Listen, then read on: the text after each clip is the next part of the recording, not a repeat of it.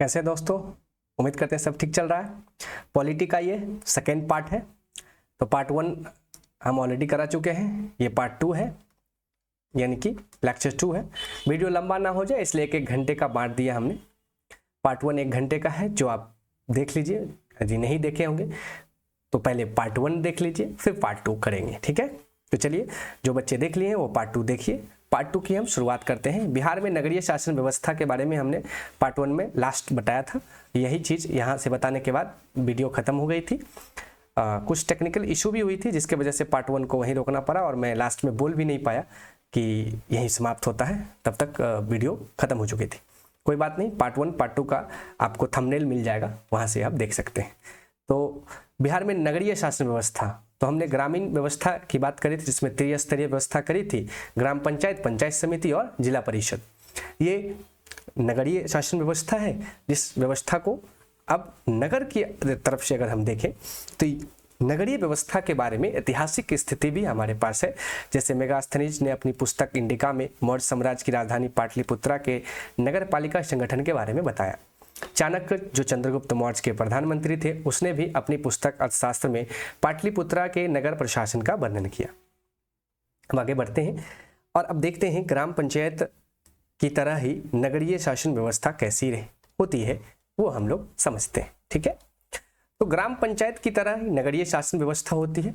भारतीय संसद ने 74वां संविधान, वो 73 था, ये 74 है, साल वही है, वो भी 1992 था, ये भी 1992 में नगरीय शासन व्यवस्था संबंधी संवैधानिक मान्यता करके एक संविधान संशोधन किया, जिसमें नगर पालिका के कार्यक्षेत्र विषय संविधान की 12वीं अनुसूची, वो क्या थी, 11वीं, ये किसवीं है, 12वीं है। लिखिए, नगरीय शासन व्यवस्था के 3 प्रकार की संस्था बनाई। जैसे पंचायती राज अधिनियम में पंचायत को कंट्रोल करने के लिए 3 व्यवस्थाएं बनाई, वैसे ही नगर में बनाई। नगर में क्या है, तो सीधा देखिए, वहां था ग्राम पंचायत, तो यहाँ है नगर पंचायत। वहाँ क्या था, पंचायत समिति, तो यहाँ है नगर परिषद। वहाँ क्या था, जिला परिषद, तो यहाँ नगर निगम या नगर परिषद। नगर निगम होता है, नगर पंचायत, नगर परिषद, नगर निगम। नगर निगम ही आगे जाके बन जाता है नगर पालिका। नगर पालिका, आप कहीं शहर जाते होंगे तो देखते होंगे, है ना, नगर पालिका। जैसे आप देखे होंगे BMC का नाम सुने होंगे, बॉम्बे म्युनिसिपल कॉरपोरेशन, बॉम्बे महानगर पालिका, है ना, जो कंगना रनौत का छत तोड़ दिया था, छज्जी तोड़ दिया था। बहुत पावरफुल होता है ये लोग, इसके हिसाब से अगर आप काम नहीं करेंगे तो तोड़ ताड़ देगा। तो चलिए एक एक करके समझते हैं। नगर पंचायत, पंचायती स्तर में होता था गांव पंचायत, ग्राम पंचायत, यहाँ होता है नगर पंचायत। ऐसे स्थान गांव से शहर का रूप लेते हैं। जैसे आपका गांव है, जब गांव से शहर हो जाएगा तो उसको गांव में ग्राम पंचायत बोलते थे, अब बोलेगा नगर पंचायत, क्योंकि नगर हो गया, शहर हो गया। तो ऐसे स्थान जो गांव से शहर का रूप लेते हैं, वह स्थानीय शासन चलाने के लिए नगर पंचायत का गठन किया जाता है, ठीक है, जिसकी जनसंख्या 12,000 से 40,000 के बीच हो। नगर पंचायत की स्थापना वहां करी जाती है। नगर पंचायत के लिए आवश्यक शर्त, वयस्कों की 3/4 जनसंख्या कृषि से भिन्न कार्य में संलग्न हो। यानी वहाँ की जो 3/4 जनसंख्या है वो कृषि में नहीं हो, नौकरी हो, व्यवसाय हो, इस सब में हो, तब उस क्षेत्र को नगर पंचायत बनाया जाएगा। नगर पंचायत के सदस्य वहाँ के वार्डों से मतदाताओं द्वारा सीधे चुनकर आते हैं। कुछ सदस्यों का मनोनयन राज्य सरकार भी करती है। आगे बढ़ते हैं। नगर पंचायत के सदस्यों की संख्या 10 से 37 तक होती है। सदस्यों का कार्यकाल 5 वर्ष का होता है। नगर पंचायत का एक अध्यक्ष एवं एक उपाध्यक्ष होता है, जो अपने सदस्यों के बीच से ही चुना जाता है। अध्यक्ष की अनुपस्थिति में उपाध्यक्ष उसके कार्य को करता है। नगर पंचायत समझ गए, अब नगर परिषद समझिए। नगर पंचायत के बाद दूसरा होता है नगर परिषद। नगर पंचायत से बड़े शहरों में नगर परिषद का गठन किया जाता है। वैसे शहर जिसकी जनसंख्या कम से कम 2 लाख से 3 लाख के बीच होती है, वहां नगर परिषद की स्थापना की जाती है। नगर परिषद का गठन शहर से की जाती है। शहर जो हो गया जहां पूरी जनसंख्या 3/4 भाग अपनी आजीविका के लिए कृषि छोड़कर अन्य कार्य में लग जाते हैं। जहां 3/4 भाग जो है कृषि छोड़कर एकदम दूसरे कार्य में लग गया पूरी की पूरी, वो हो जाती है क्या, नगर परिषद। साथ ही इन शहरों में जनसंख्या का घनत्व 400 प्रति वर्ग किलोमीटर होना चाहिए, यानी कि 1 किलोमीटर में 400 आदमी रहना चाहिए, तब होगा नगर परिषद, जनसंख्या बढ़ जाएगी। आगे बढ़ते हैं। नगर परिषद के अंग, है ना, नगर परिषद के अंग कौन कौन होते हैं? तो नगर पार्षद, समितियां, अध्यक्ष एवं उपाध्यक्ष, कार्यपालक पदाधिकारी, ये सब नगर परिषद के अंग होते हैं। नगर पार्षद, अब एक एक कर देखते हैं। नगर पार्षद के सदस्य पार्षद या कमिश्नर कहलाते हैं, ठीक है, जैसे वहां वार्ड कमिश्नर कहलाता है, यहाँ कमिश्नर या पार्षद कहलाता है। इसकी सदस्य की संख्या कम से कम 10 और अधिक से अधिक 40 होती है। नगर पार्षद में 80% सदस्य निर्वाचित होते हैं और 20% सदस्य मनोनीत होते हैं। पार्षद का कार्यकाल 5 वर्ष का होता है। राज्य सरकार पूरी पार्षद को भंग कर सकता है। नगर पार्षद की बैठक महीने में 1 बार होती है। नगर पार्षद के सदस्य अपने में से एक का अध्यक्ष एवं एक उपाध्यक्ष चुन लेता है। उसके बाद दूसरा इसकी थी समितियां।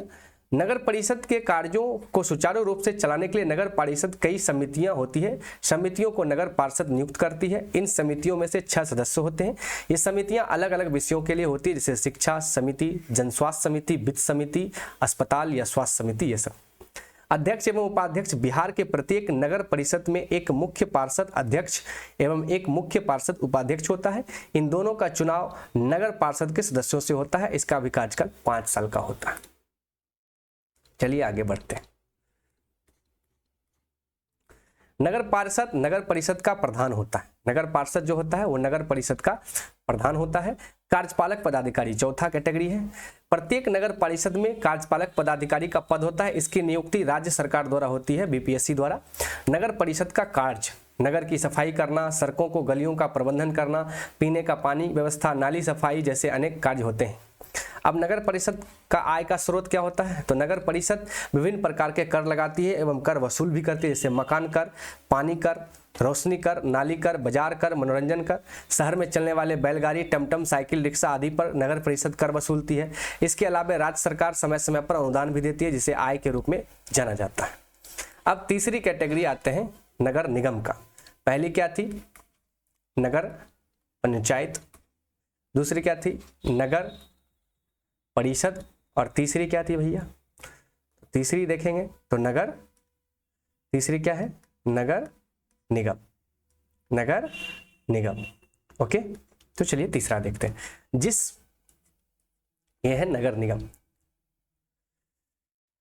जिस शहर की जनसंख्या 3 लाख से ऊपर चली जाती है, वैसे शहरों में नगर निगम की स्थापना होती है। बिहार में सर्वप्रथम 1952 में पटना नगर निगम की स्थापना हुई।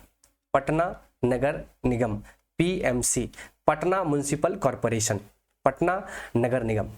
प्रत्येक नगर निगम को जनसंख्या के अनुरूप कई क्षेत्रों में विभक्त किया जाता है, जिसे वार्ड कहते हैं। भारत में सर्वप्रथम 1688 ईस्वी में अंग्रेजों के समय मद्रास यानी चेन्नई नगर निगम की स्थापना हुई। तो ये क्वेश्चन जरूर पूछेगा आपसे कि भारत में पहला नगर निगम कौन बना। बिहार में नगर निगम में 50% स्थान जो है वो महिलाओं के लिए आरक्षित है चुनाव में। बिहार में नगर निगम में वार्डों की न्यूनतम संख्या 37 और अधिकतम संख्या 75 होती है। पटना नगर निगम में कुल 75 वार्ड है, ठीक है। चलिए आगे बढ़ते हैं। अब देखते हैं नगर निगम के अंग। इसका होता है निगम परिषद, महापौर, उपमहापौर, सशक्त स्थानीय समिति, परमादर्शी दायित्वी समिति, नगर आयुक्त, है ना। नगर आयुक्त, नगर निगम के इस पदाधिकारी की नियुक्ति बिहार सरकार द्वारा की जाती है। नगर आयुक्त नगर निगम का मुख्य प्रशासक होता है, ठीक है। चलिए बाकी जो ये सब समितियां हैं, इसका अपना अपना कार्य होता है। एक सशक्त स्थानीय समिति बनाती है, एक समिति बनाई जाती है जिसमें सलाह लिया जाता है। और नगर आयुक्त तो जानवे करते हैं। महापौर, उप महापौर उसी में से अपना एक अध्यक्ष चुन लेता है। और एक निगम परिषद बनाया जाता है जिसमें सारे लोग बैठ कर डिसीजन लेते हैं। चलिए आगे बढ़ते हैं। तो सत्ता में साझेदारी की कार्य प्रणाली का ये क्वेश्चन देख लेते हैं फटाफट, चैप्टर 2 का। उसके बाद 3, 4, 5 छोटा छोटा है। संघ सरकार का उदाहरण है। संघ सरकार का उदाहरण क्या है? तो संघ सरकार कहाँ है भैया? तो अमेरिका में। बिहार में पंचायती राज व्यवस्था का कार्यकाल 5 वर्ष, अभी आपने पढ़ा। निम्नलिखित में कौन केंद्र शासित प्रदेश है? तो चंडीगढ़ एक केंद्र शासित प्रदेश है। भारत में किस प्रकार की शासन प्रणाली है? संघीय और अध्यक्षीय नहीं, संघीय और संसदीय। यस, संघ राज्य की विशेषता नहीं है। लिखित संविधान तो है, शक्तियों का विभाजन है, एकहरी शासन व्यवस्था ये नहीं है। इसका मतलब निगेटिव पूछा है तो जवाब भी निगेटिव देंगे, यही आंसर होगा। पटना नगर निगम के प्रधान को क्या कहा जाता है दोस्त? अभी आपने तुरंत पढ़ा। नगर निगम का जो प्रधान होता है वो होता है महापौर। क्या होते हैं? महापौर। पंचायती राज के त्रिस्तरीय स्वरूप इनमें से कौन नहीं है?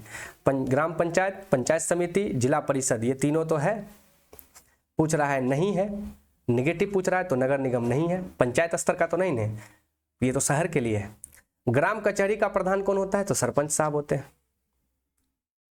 पंचायती राज व्यवस्था सर्वप्रथम किस राज्य में लागू हुआ? तो आपने पहले पढ़ा, राजस्थान। भारत में सर्वप्रथम नगर निगम की स्थापना कहाँ की गई? तो पता ही आपको है, चेन्नई में की गई, मद्रास। भारत का राष्ट्रीय स्तर पर पंचायती राज की स्थापना कब हुई? 1959 में हुई। बिहार में पंचायती राज का स्वरूप कैसा है? त्रिस्तरीय है दोस्त। आगे बढ़िए। बिहार में या भारत में पंचायती राज अधिनियम के अंतर्गत महिलाओं के लिए कितने प्रतिशत सीट चाहिए है? तब 50%। आधुनिक युग में प्रत्यक्ष लोकतंत्र कहाँ है? तो आधुनिक युग में प्रत्यक्ष लोकतंत्र की बात करेंगे तो वो स्विट्जरलैंड में है। हम लोग में अप्रत्यक्ष लोकतंत्र है, हम लोग इनडायरेक्ट चुनते हैं। भारत में योजना आयोग का गठन कब किया गया? तो योजना आयोग का गठन हुआ है 15 मार्च 1950 में। चलिए आगे बढ़ते हैं। अध्याय 3, लोकतंत्र में प्रतिस्पर्धा एवं संघर्ष। यानी लोकतंत्र जो बनाते हैं हम, उसमें क्या प्रतिस्पर्धा है और क्या संघर्ष है। तो 15 अगस्त 1947 को ब्रिटिश दासता से मुक्त होकर भारत ने 26 जनवरी 1950 को संविधान लागू किया। देश में आपातकाल 1975 में लगा, उस समय प्रधानमंत्री इंदिरा गांधी थी। तो जब लोकतंत्र आप बना देते हैं, जनता का शासन बना देते हैं, तो उसमें क्या क्या प्रतिस्पर्धा है, क्या क्या कंपटीशन है और क्या क्या संघर्ष करना पड़ता है सरकारों को और जनता को, वही इस चैप्टर में हमें समझने वाले हैं, हम समझने वाले हैं। ठीक है, चलिए समझते हैं। तो इसका एक उदाहरण लिया जा गया, बिहार का छात्र आंदोलन। 1971 में बिहार में आम चुनाव, लोकसभा कांग्रेस ने लड़ा तो गरीबी हटाओ का नारा दिया। अब ये क्वेश्चन पूछ सकता है कि गरीबी हटाओ का नारा ने कांग्रेस दिया किस चुनाव में? 1971 में, लोकसभा का चुनाव में। लेकिन देश के सत्ता में जब आई तो कोई काम ही नहीं किया इस पर। 1971-72 के बाद वर्षों में देश की सामाजिक आर्थिक दशा में कोई सुधार नहीं हुआ। बांग्लादेश से आए शरणार्थी के चलते अर्थव्यवस्था लड़खड़ा गई। अंतर्राष्ट्रीय स्तर पर बांग्लादेश की स्थापना के बाद संयुक्त राज्य अमेरिका ने भारत को हर तरह की सहायता पर पाबंदी लगा दी तथा देश की अर्थव्यवस्था औंधे मुंह गिरने लगी। तो भारत ने ही बांग्लादेश को बनाने में मदद किया था, इसलिए अमेरिका ने इस पर बैन लगा दिया। बिहार के छात्र ने आंदोलन की अगुवाई की, जयप्रकाश नारायण की आमंत्रित किया गया। जयप्रकाश नारायण ने संपूर्ण क्रांति का नारा दिया। अब ये क्वेश्चन बनेगा, जब संपूर्ण क्रांति का नारा किसने दिया? इसके माध्यम से जयप्रकाश नारायण का उद्देश्य भारत में सच्चा लोकतंत्र स्थापना करना था।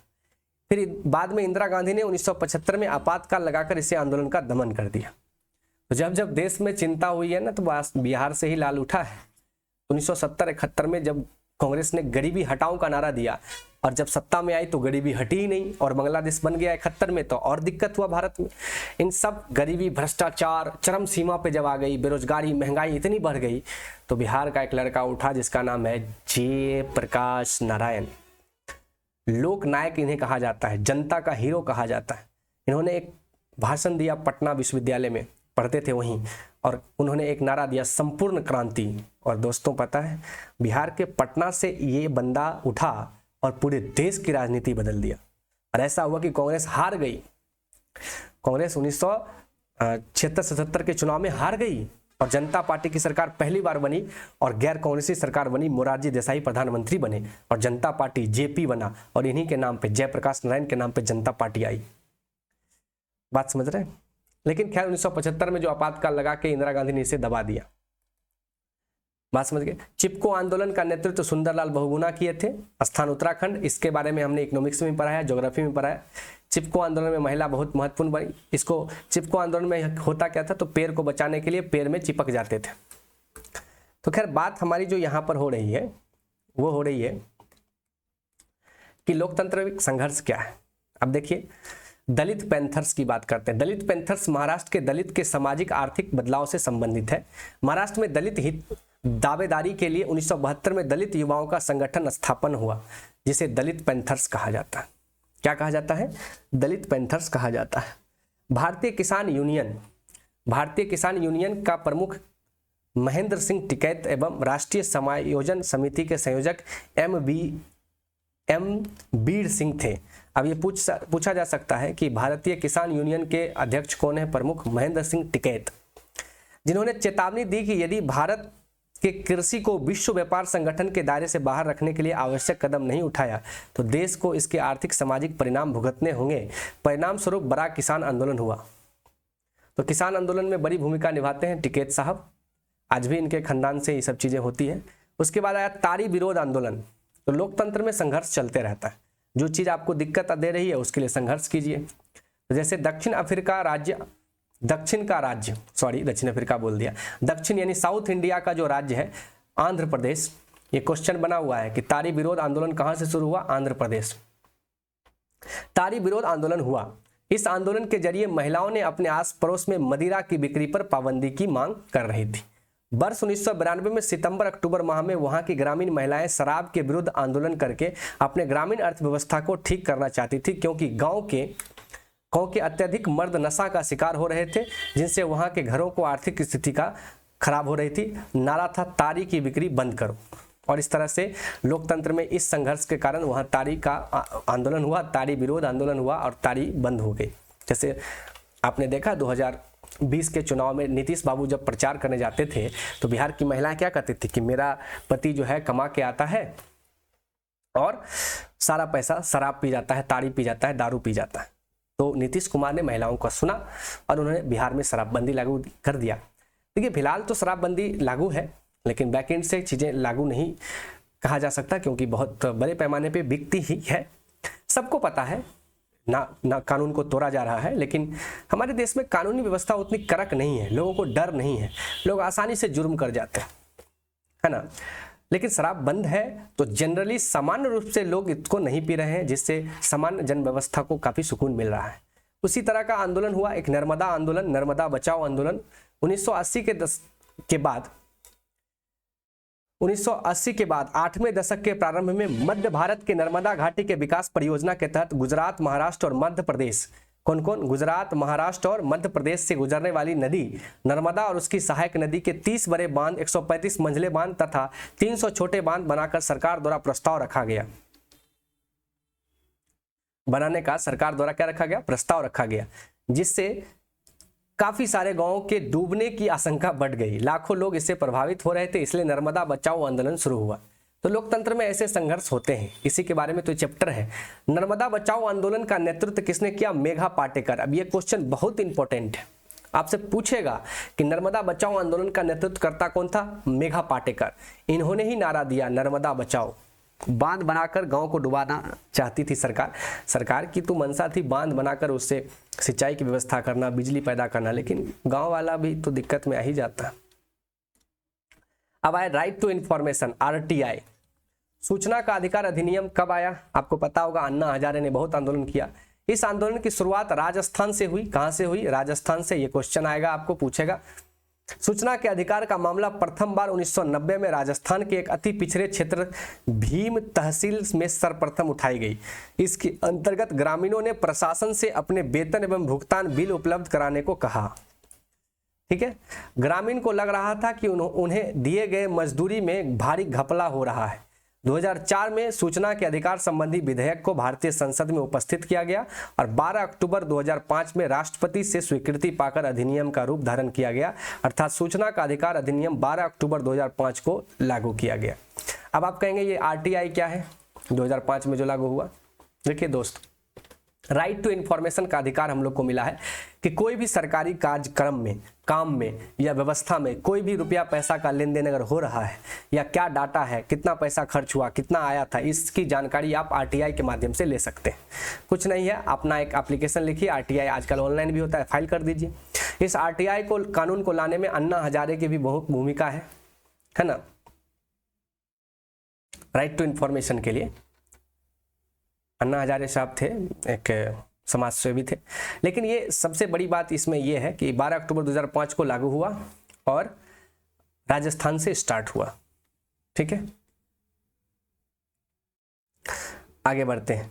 बोलीविया में जनसंघर्ष हुआ। तो भारत में ये जब जनसंघर्ष तो हमेशा हर जगह होता है। बोलीविया के लोगों ने भी जनसंघर्ष किया, है ना। जो लैटिन अमेरिका का एक गरीब देश है बोलीविया, वहाँ पानी का निजीकरण होने से पानी की कीमत बढ़ गई थी। पानी का निजीकरण कर दिया, प्राइवेट कर दिया सरकार, तो वहाँ लोगों ने आंदोलन किया। जैसे हमारे यहाँ अभी देखते हैं रेलवे को प्राइवेट करता है तो रेलवे के लोग आंदोलन करते हैं, उसी तरह सरकार ने रेलवे पानी के निजीकरण के लिए वहाँ पर किया। बांग्लादेश में लोकतंत्र के लिए संघर्ष हुआ, बांग्लादेश जो हमारा पड़ोसी देश है, उसमें शेख मुजिबुर रहमान और अबीब लिंग ने 26 मार्च 1971 को बांग्लादेश की स्वतंत्रता की घोषणा तो कर दिया, लेकिन बांग्लादेश में क्या था, कानून व्यवस्था के लिए, लोकतांत्रिक व्यवस्था के लिए काफ़ी संघर्ष हुआ। इसी तरह श्रीलंका को आज़ादी मिली 1948 में। भारतीय राष्ट्रीय कांग्रेस की स्थापना 28 दिसंबर 1885 में हुई, ये भी संघर्ष कर रहे थे। विश्व में सबसे पहले राजनीतिक दल की स्थापना ब्रिटेन में हुई। राजनीतिक दल को लोकतंत्र का प्राण कहा जाता है, ये भी क्वेश्चन आपसे पूछा जा सकता है, ये भी क्वेश्चन बनेगा, ये भी क्वेश्चन बनेगा और ये भी क्वेश्चन बनेगा। ये सब क्वेश्चन बनने वाला पॉइंट है, यही से क्वेश्चन आता है। अब आगे बढ़ते, दल बदल कानून। दल बदल कानून का मतलब होता है कि जब आप किसी पार्टी के चुनाव चिन्ह पर, उसके मैनिफेस्टो पर, उसके वादों पर चुनाव जीत जाते हैं तो फिर आप इस दल से उस दल जाएंगे तो आप अयोग्य घोषित हो जाएंगे, अब आप संसद या विधायक नहीं रहेंगे। दल बदल कानून राजीव गांधी की सरकार में आया 18 मार्च 1985। देखिए, दल बदल कानून नहीं होता था ना तो यहाँ से विधायक कूद के उस दल में, उस विधायक से इस दल में, संसद इधर से उधर चल जाते थे, सरकार गिर जाती थी। तो इसलिए कहा गया कि जब जीत जाएंगे तो आप दल नहीं बदल सकते। 52वें संविधान संशोधन 1985 के तहत दल बदल कानून 10वीं अनुसूची में जोड़ा गया। ये क्वेश्चन है, ये भी क्वेश्चन है, दोनों क्वेश्चन पूछेगा आपसे। राष्ट्रीय राजनीतिक दल की मान्यता प्राप्त करने की शर्तें क्या है? यदि कोई, ये भी क्वेश्चन है, बहुत इंपॉर्टेंट क्वेश्चन है दोस्त, कई बार बीपीएससी में पूछा है ये कि राष्ट्रीय राजनीतिक दल, नेशनल पार्टी बनने के लिए क्या करना चाहिए। तो राष्ट्रीय राजनीतिक दल की मान्यता प्राप्त करने के लिए राजनीतिक दलों को लोकसभा या विधानसभा के चुनाव में 4 या अधिक राज्यों द्वारा कुल डाले गए वैध मतों का 6% प्राप्त करना है। कितना परसेंट? 6%। साथ में किसी राज्य या राज्य से लोकसभा की कम से कम 4 सीट पर जीतना होगा। 100% वोट चाहिए, 4 गो सीट जीतना है। भाई नेशनल पार्टी ऐसे थोड़े हो जाएगा। या तो ये कर लीजिए, या लोकसभा में कम से कम 2 सीट अर्थात 2% सीटें कहता है, अर्थात 11 सीट जीतना आवश्यक है, जो कम से कम 3 राज्यों में होना चाहिए। तो लोकसभा का कुल 2% सीट जीत लीजिए, 543 का 2% जीत लीजिए, कुल लगभग कम से कम 11 सीट आपको जीतना है। ठीक है, आगे बढ़ते हैं, तब आप बनेंगे नेशनल पार्टी। चलिए आगे बढ़ते हैं। राजनीतिक दलों के बारे में महत्वपूर्ण जानकारियां। भारतीय राष्ट्रीय कांग्रेस की स्थापना 1885 में हुई। कांग्रेस पार्टी में कई बार विभाजन हुआ, अभी इस कांग्रेस ई के नाम से जाना जाता है। कांग्रेस एक धर्मनिरपेक्ष पार्टी है, यह विश्व के पुराने राजनीतिक दलों में से एक है। 2004 से संयुक्त प्रगतिशील गठबंधन यूपीए काम कर रही है। यूपीए, यूनाइटेड प्रोग्रेसिव अलायंस, यह दल देश पर शासन कर रहा है कि 2004 से लेकर के 2009 तक, फिर 2009 से लेकर के 2014 तक किया, फिर 2014 में आ गए हमारे दामोदर दास मोदी जी, जो 14 से 19 और 19 से 24 तक रहे, और फिर 24 से 29 तक रहे। चलिए, भारतीय जनता पार्टी बीजेपी जिसका नाम है, जिसकी अभी सरकार चल रही है, इसकी स्थापना 1980 में भारतीय जनसंघ के स्थान पर हुआ। भारतीय जनता पार्टी का गठन भारतीय जनता पार्टी के प्रथम अध्यक्ष अटल बिहारी वाजपेयी ने किया था। उसके बाद आरजेडी, राष्ट्रीय जनता दल, लालू जी इसके अध्यक्ष हैं, 1997 में बना। जनता दल यूनाइटेड, जेडीयू 1999 में शरद यादव के नेतृत्व में बना, अभी इसके मुखिया है, हेड हैं आपके नीतीश चाचा। लोक जनशक्ति पार्टी बना 2000 में, वही रामविलास पासवान इसके संस्थापक है, जो तो मर गए बेचारे, अब इसका बेटा है चिराग पासवान। समाजवादी पार्टी मुलायम सिंह बनाया, ये तो मर गए, अब इसका बेटा जिंदा है, साइकिल छाप है, यूपी में है अखिलेश यादव। झारखंड मुक्ति मोर्चा 1973 में यह पार्टी बना। अब चलिए देखते हैं अभ्यास क्या क्या आप सीखे। भारतीय किसान यूनियन के प्रमुख नेता टिकैत। तारी विरोध आंदोलन आंध्र प्रदेश से शुरू हुआ। नर्मदा घाटी परियोजना महाराष्ट्र, मध्य प्रदेश, गुजरात। सूचना का अधिकार आंदोलन राजस्थान से शुरू हुआ। चलिए आगे बढ़िए। राजनीतिक दलों की नींव सबसे पहले ब्रिटेन में आई। दल बदल कानून संसद और विधायक पर लागू होता है, एमपी और एमएलए पर। और अब देखते हैं आज के सबसे महत्वपूर्ण प्रश्न इस चैप्टर से संबंधित। वर्ष 1975 में भारतीय राजनीति किसके लिए जाना जाता है? तो जो वर्ष 1975 है वो भारतीय राजनीति में किसके लिए जाना जाता था? तो देश के अंदर आपातकाल लागू हुआ था, इंदिरा गांधी ने लगाई थी 1975 में, नेशनल इमरजेंसी। आयरन लेडी होती थी, कही जाती थी इंदिरा गांधी। भारतीय लोकतंत्र में सत्ता के विरुद्ध जन आक्रोश किस दशक में चला? 1970 में। बिहार में संपूर्ण क्रांति का नेतृत्व किसने किया? जयप्रकाश नारायण ने। भारत में 1977 में आम चुनाव में किस पार्टी को बहुमत मिला? जनता पार्टी को। आगे बहुत महत्वपूर्ण सवाल है, ये सब सवाल इतना जान लीजिए, इतना वीवीआई है कि ये सब सवाल VVI है, BPSC, UPSC, SSC सब में पूछा गया है। बहुत हल्का में मत लीजिए ये सब सवाल को।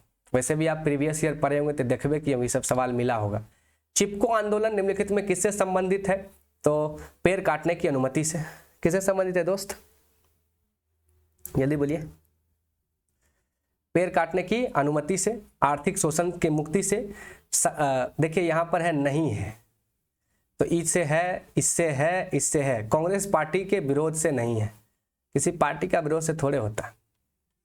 दलित पैंथर्स के कार्यक्रम निम्नलिखित में कौन से संबंधित नहीं है? ये भी पूछ रहा है, नहीं है। तो दलित पैंथर का किससे संबंधित नहीं है? तो दलित सेना का गठन से नहीं है। बाकी जाति प्रथा का ये उन्मूलन चाहता था, भूमिहीन गरीब किसान की उन्नति ये चाहता था, मजदूरों का शोषण बंद हो ये भी चाहते थे, लेकिन दलित का सेना का गठन ये नहीं चाहते थे। सेना बना क्या करेंगे, देश में सेना नहीं है। निम्नलिखित में कौन भारतीय किसान यूनियन के प्रमुख नेता? टिकैत बाबू कहाँ गए? यहाँ है। नहीं मजा आ रहा है? कितना मजेदार विषय है दोस्त, मजा नहीं आ रहा है? तो वो सब काम करने में बड़ा मजा आता है, पढ़ने में तो तुमको मजा आएगा नहीं। तारी विरोध आंदोलन कहाँ शुरू हुआ? आंध्र प्रदेश से। नर्मदा घाटी परियोजना किन राज्यों से संबंधित है? तो गुजरात, महाराष्ट्र और मध्य प्रदेश से। चलिए आगे बढ़िए, आगे क्वेश्चन लेते हैं। सब बहुत ही इंपॉर्टेंट सवाल है, यहीं से क्वेश्चन आएगा। सूचना का अधिकार आंदोलन की शुरुआत कहाँ से हुई? तो आपको पता, राजस्थान से। सूचना का अधिकार कानून कब बना? 2005। नेपाल में सप्तदलीय गठबंधन का मुख्य उद्देश्य क्या था? राजा को देश छोड़ने पर नहीं, लोकतंत्र की स्थापना करना। राजा को देश का छोड़वाएगा भाई। बोलीविया में जनसंघर्ष का मुख्य कारण क्या था? पानी की कीमत में वृद्धि। श्रीलंका कब आजाद हुआ? 1948। राजनीति दल का आशय क्या है? व्यक्तियों के समूह से, सेनाओं के समूह से, अफसरों के समूह से, किसानों। राजनीतिक दल का आशय है व्यक्तियों के समूह से। निम्नलिखित में कौन सा प्रमुख उद्देश्य सभी राजनीतिक दलों का होता है? चुनाव लड़ना, ये सबसे प्रमुख उद्देश्य होता है। चुनाव लड़ना प्रमुख उद्देश्य होता है। चलिए आगे बढ़िए, फटाफट बढ़िए।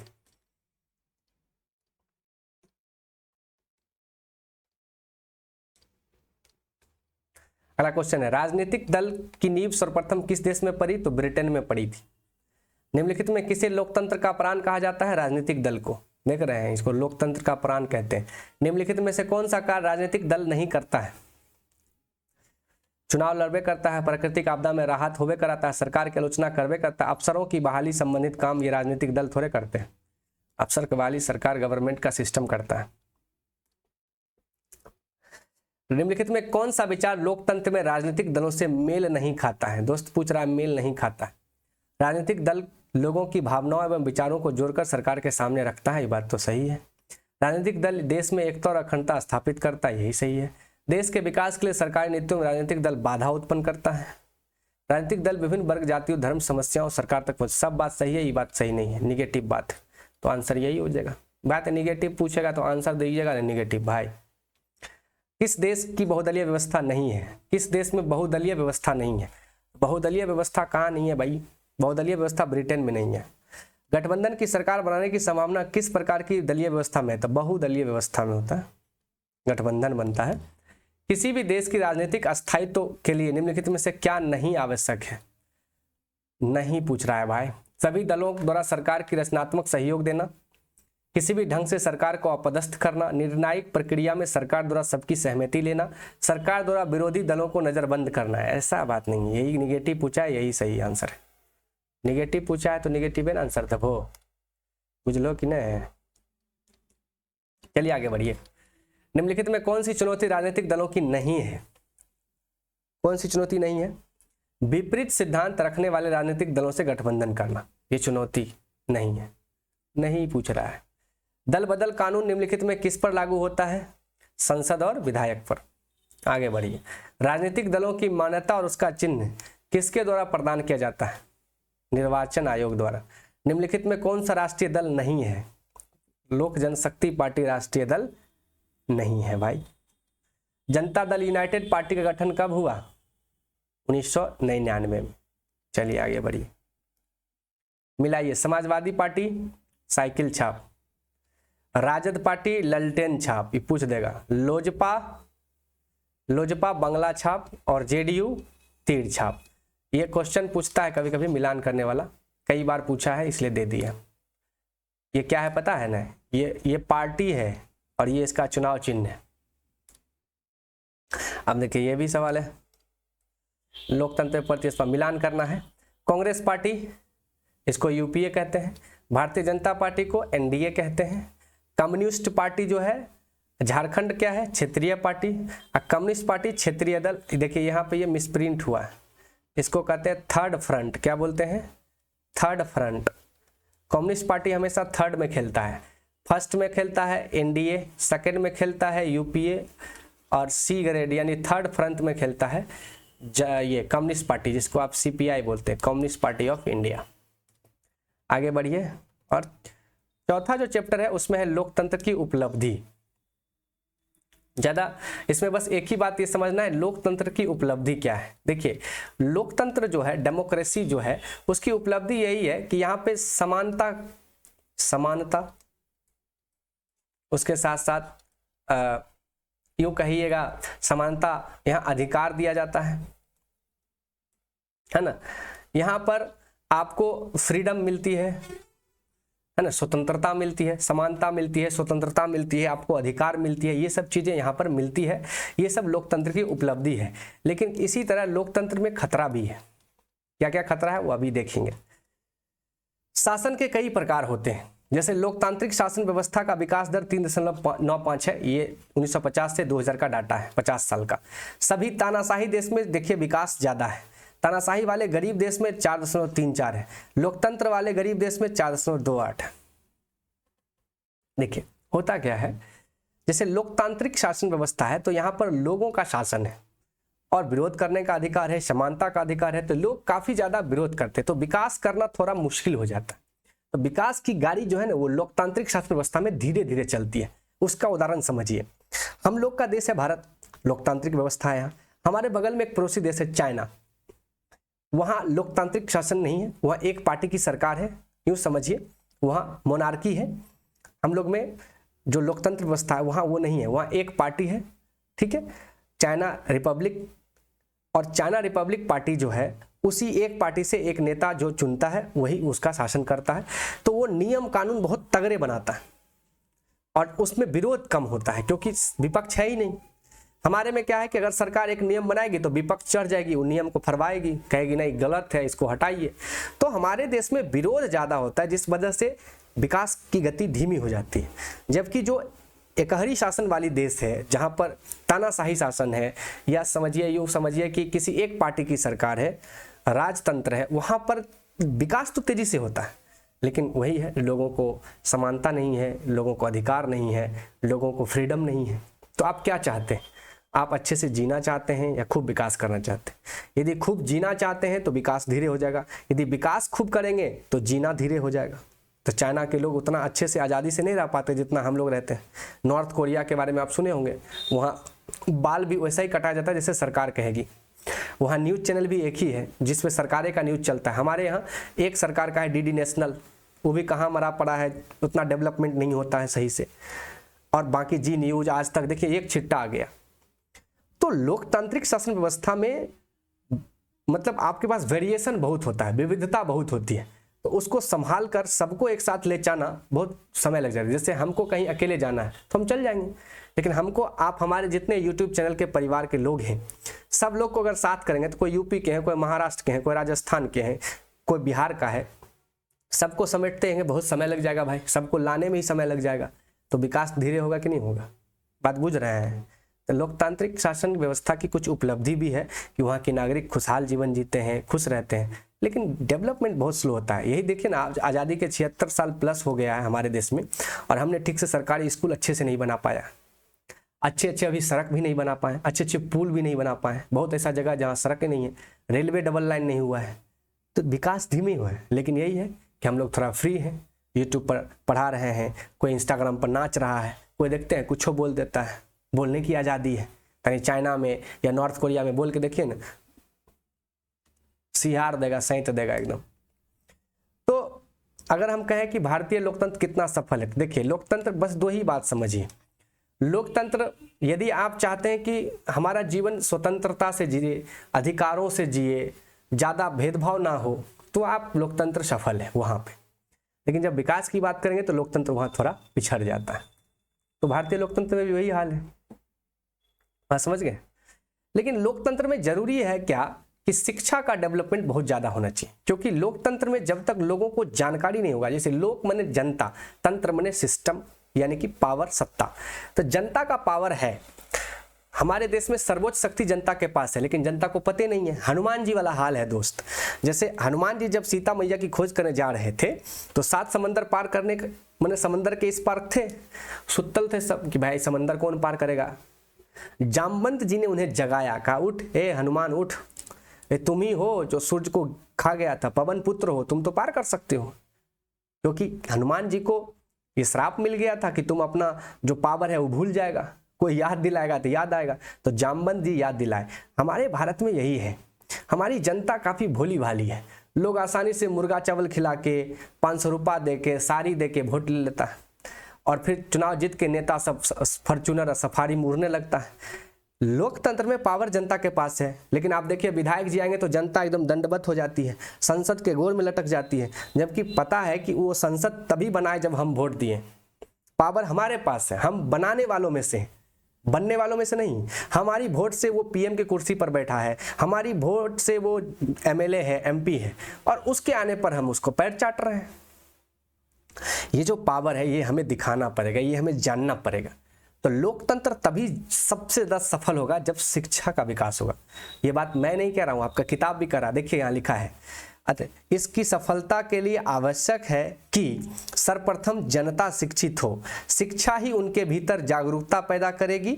यह सच्चाई है कि लोकतंत्र सरकार बहुमत का है, यानी शिक्षा की बात करी जा रही है। यदि शिक्षित हो गए हम सब, तो जनता अगर शिक्षित हो गए ना, 2 मिनट में नेता सबका बैंड बजा देगी। लेकिन नेतवो जानता है कि इसीलिए शिक्षा व्यवस्था पे काम नहीं होता है, कि मूर्ख रहेगा, ठग ठुक के किसी तरह पोहला के वोट ले लेंगे, हो गया, बात खत्म। बात बुझे, समझिए। चलिए अब देखते हैं क्वेश्चन आंसर। लोकतंत्र की उपलब्धियां। लोकतंत्र की उपलब्धियों में सबसे अधिक सहायक क्या है? तो लोकतंत्र की उपलब्धियों में सबसे अधिक सहायक पूछ रहा है, निर्धनता, अशिक्षा, विषमता, विकास। लोकतंत्र की उपलब्धियों में सबसे अधिक सहायता क्या है? सहायक क्या हो सकता है? निर्धनता क्या सहायक हो सकती है? अशिक्षा ये बिल्कुल सहायक नहीं हो सकती, शिक्षा होती तो सहायक होती। विषमता ये सहायक हो सकती है। विकास लोकतंत्र में की उपलब्धियों में सहायक हो सकता है, क्या चीज? डेवलपमेंट, विकास। चलिए, निम्नलिखित में कौन सी एक बात लोकतांत्रिक व्यवस्था के अनुरूप नहीं है? कानून के समक्ष समानता ये तो है, स्वच्छ एवं निष्पक्ष चुनाव ये भी है, बहुसंख्यकों का शासन, उत्तरदायी शासन व्यवस्था ये है। बहुसंख्यकों का शासन ये ऐसा नहीं है, जो भी जनता जिसको भी चुनेगी उसका शासन होगा, जरूरी नहीं है कि बहुसंख्यकों का ही शासन हो। ठीक है। लोकतांत्रिक व्यवस्था में निम्नलिखित किन मुद्दों पर सफलता पाई है? राजनीतिक असमानता को समाप्त कर दिया, लोगों के बीच टकराव को समाप्त कर दिया, बहुमत समूह और अल्प समूह के साथ एक जैसा व्यवहार करता है, समाज की आखिरी पंक्ति में खड़े लोगों के बीच आर्थिक पैमाना कम कर दिया है, ये कर दिया। डी। आगे बढ़िए। भारत में किस तरह की लोकतांत्रिक व्यवस्था की गई है? प्रत्यक्ष और अप्रत्यक्ष दोनों है हमारे यहाँ। लोकतांत्रिक व्यवस्था के राजनीतिक और सामाजिक असमानताओं के बारे में किए गए अध्ययन बताते हैं कि लोकतंत्र और विकास साथ ही चलते हैं। लोकतंत्र व्यवस्थाओं में असमानताएं बनी रहती है, तानाशाही असमानताएं नहीं होती है। तानाशाही ये सब बात गलत है, ये बात सही है। लोकतंत्र और विकास साथ ही चलते हैं। लोकतांत्रिक व्यवस्था के राजनीतिक और सामाजिक असमानताओं के बारे में किया गया अध्ययन बताता है। हाँ ठीक है। इनमें कौन सा तत्व लोकतंत्र की स्थापना में बाधक है? अशिक्षा। यदि आप अशिक्षित हैं तो बड़ा बाधक है दोस्त। आगे बढ़ते हैं। निम्न में कौन सा कारक लोकतंत्र की उपलब्धियों के मार्ग में बाधक है? आर्थिक समानता। यदि आर्थिक रूप से आप पिछड़े हैं तो बड़ा बाधक है। किस सरकार में फैसले लेने में विलंब होती है? वही लोकतंत्र में बहुत विलंब होता है। किस व्यवस्था के फैसले में व्यक्तिगत पूर्वाग्रहों की अधिकता रहती है? तो तानाशाही वाले में एक आदमी रहता है व्यक्तिगत। विश्व में कौन सा शासन व्यवस्था सबसे अच्छा माना जाता है? तो लोकतंत्र अच्छा माना जाता है, क्योंकि ओवरऑल हम लोग जनता है, लोग हैं, लोगों की आज़ादी ज़्यादा जरूरी है। आज दुनिया के लगभग कितने देशों में लोकतंत्र है? 100 देशों में।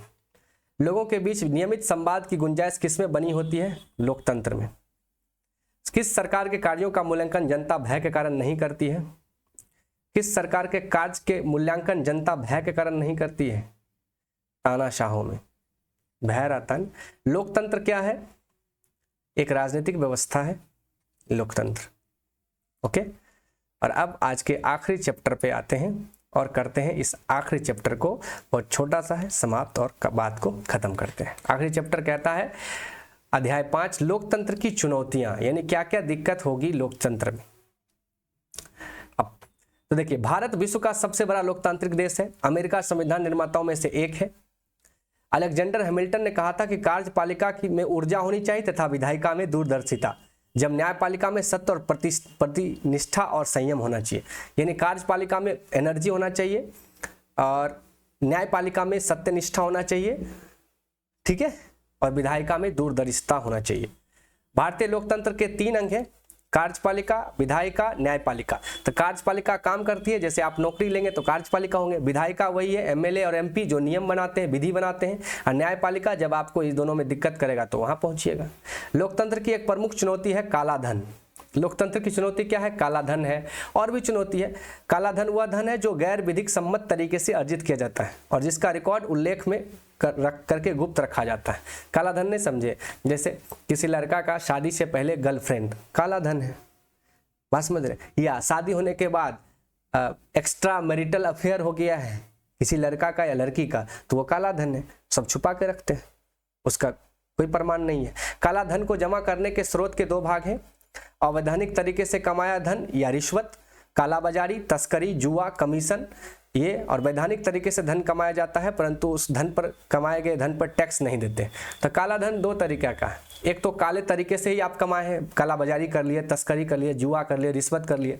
दूसरा, आप कमाए हैं ठीक, लेकिन उस पर टैक्स नहीं दिए तो भी वो काला धन है। जैसे आप व्यापार किए, टैक्स नहीं दिए, होटल चला रहे हैं, टैक्स नहीं दे रहे, फिल्म देखने गए, टैक्स नहीं दिए, ठीक है। और टैक्स 2 तरह का होता है, एक प्रत्यक्ष कर, एक अप्रत्यक्ष कर। प्रत्यक्ष कर होता है आयकर, व्यय कर, निगम कर, संपत्ति कर। और अप्रत्यक्ष कर होता है बिक्री कर, उत्पाद कर, सीमा शुल्क। ये सब इकोनॉमिक्स में आप पढ़ेंगे ही, टैक्सेशन, ठीक है। लोकतंत्र जनता का और जनता के द्वारा चलाए जाने वाला शासन व्यवस्था है, इसको कहा था अब्राहम लिंकन ने। तो बहरहाल ये जो चैप्टर था दोस्त, ये चैप्टर था लोकतंत्र की चुनौतियां। तो एक चुनौती है काला धन। मोदी जी कई बार बोले कि काला धन लाएंगे, 15 लाख आपके अकाउंट में जाएंगे, लेकिन हुआ नहीं।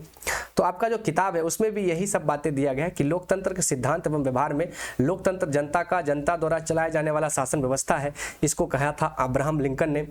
भारत विश्व का सबसे बड़ा लोकतांत्रिक देश है, यहाँ सबसे ज़्यादा लोग हैं, जनसंख्या है, तो यहाँ चुनाव कराना अपने आप में एक चुनौती है। उसके साथ यहाँ पर अलग अलग चुनौती है, जैसे वर्तमान समय में भारत में भी लोकतंत्र की चुनौतियां विकट रूप से है और अलग अलग चुनौती है। एक तो चुनौती ये है कि काला धन है, लेकिन और भी चुनौती क्या है पता है? ये तो आपको पता है, अमेरिकी संविधान के निर्माताओं में से एक अलेक्जेंडर हैमिल्टन ने कहा था कि कार्यपालिका में ऊर्जा होनी चाहिए तो विधायिका में दूरदर्शिता, जबकि न्यायपालिका में सत्य के प्रति निष्ठा और संयम होना चाहिए। ये तो सही बात है। तो लोकतंत्र की चुनौतियां और भी हैं, जैसे महंगाई, बेरोजगारी, आर्थिक मंदी, ग्लोबल वार्मिंग, जलवायु परिवर्तन, आंतरिक सुरक्षा। ये सभी लोकतंत्र के लिए एक चुनौती ही है, बात समझ रहे? कोई भ्रष्टाचार है, असमानता है, असंतुलन है, ये सब भी भारतीय लोकतंत्र की चुनौतियां ही हैं। इसके अलावे भी आप देखेंगे, बिहार में देखिएगा तो शिक्षा, जातिवाद, भेदभाव, लिंग भेद, नारी, ये सब, आतंकवाद, ये सब भी केंद्र और राज्य के बीच आपस में टकराव नहीं बन पाता है, तालमेल नहीं बैठता है, ये सब भी लोकतंत्र की चुनौती है। बिहार आएंगे तो बिहार में अलग चुनौती है, परिवारवाद है। देखिए रहे हैं लालू यादव हटे, उनका बेटा आ गया, रामविलास पासवान हटे, उनका बेटा आ गया। तो परिवारवाद ये भी एक चुनौती है लोकतंत्र की, कि परिवार के लोग ही बनेंगे। आप कांग्रेस में देख लीजिए, वहाँ भी परिवारवाद है, लगभग हर जगह परिवारवाद है, कहीं दिखता है कहीं नहीं दिखता है। परिवारवाद भी एक चुनौती है, महंगाई है, भ्रष्टाचार है, ये भी लोकतंत्र की एक चुनौती है कि नहीं है?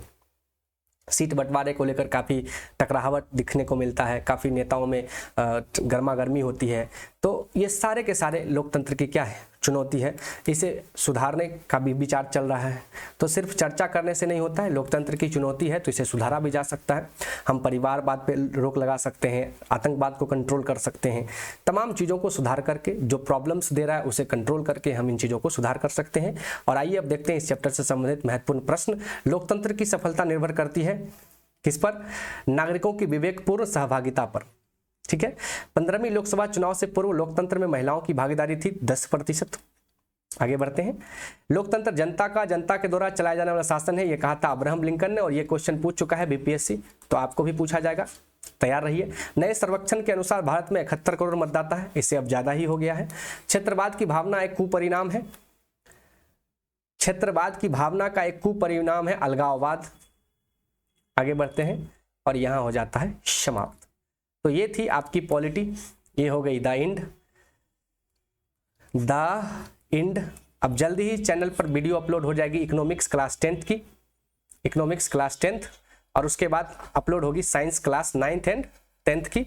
उसके बाद और भी विषयों का हम कोशिश करेंगे कि आपको करवा दें। ठीक है, बहुत बहुत धन्यवाद। बस आपसे इतना ही सपोर्ट चाहिए, हमें कोई रुपया पैसा नहीं चाहिए, बस हमारे चैनल को सब्सक्राइब कर लीजिए, बेल आइकन को हिट कर लीजिए। वीडियो पसंद आ रहा तो लाइक कीजिए, कोई दिक्कत हो तो कमेंट में बताइए क्या समस्या है, क्या कहाँ कुछ गड़बड़ हो रहा है तो उसे भी सुधारा जाएगा। और अपने दोस्तों, परिवार, रिश्तेदारों के बीच शेयर कीजिए, ज़्यादा से ज़्यादा शेयर कीजिए, यही हमारा आपके लिए एक गुरुदक्षिणा हो जाएगा। बाकी कोई शुल्क हम नहीं लेते हैं, फ्री में आपको निःशुल्क पढ़ाया जा रहा है। और यूट्यूब के इतिहास में अभी जो मैं करा रहा हूँ वो कोई नहीं करा रहा, क्योंकि YouTube में सिलेबस के अकॉर्डिंग सिर्फ मैं बता रहा हूँ अपने चैनल पर, और सारे सब्जेक्ट करा रहा हूँ। तो सारे सब्जेक्ट देखिए, डिस्क्रिप्शन बॉक्स में लिंक है, या प्लेलिस्ट में जाकर के आप देख सकते हैं। बहुत बहुत धन्यवाद, मिलते हैं अगले वीडियो में। तब तक के लिए अपनों और अपनों का ख्याल रखिए। जय हिंद, जय भारत।